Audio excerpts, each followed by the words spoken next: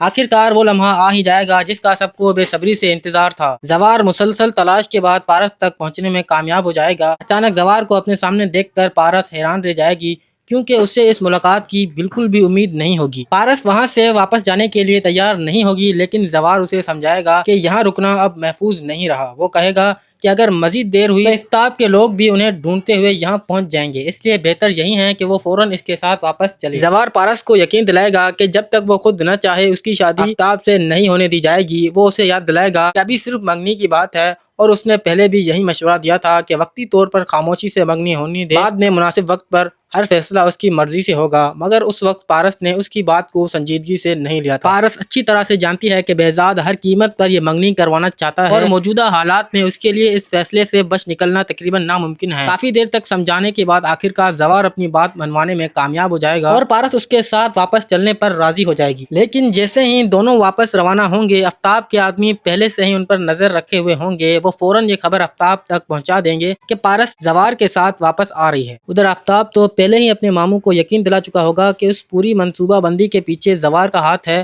اور پارس اس کے پاس موجود ہے۔ اب جب دونوں ایک ساتھ واپس آتے دکھائی دیں گے تو آفتاب کو اپنی بات سچ ثابت کرنے کا بہترین موقع مل جائے گا۔ وہ اپنے ماموں کے سامنے بار بار یہی دعویٰ کرے گا کہ اس نے پہلے ہی خبردار کیا تھا کہ زوار نے سب کے اعتماد کو توڑا ہے، اور پارس اسی کے ساتھ ہے، مگر اس کی کسی نے بات نہیں مانی۔ آخرکار پارس گھر واپس پہنچ جائے گی، مگر اس کی واپسی کے ساتھ ہی گھر میں نئے سوالات، الزامات اور ایک نئی کشمکش جنم لے گی۔ اب دیکھنا یہ ہوگا کہ کیا زوار اپنی بے گناہی ثابت کر پائے گا، یا آفتاب اپنی چال میں کامیاب ہو جائے گا۔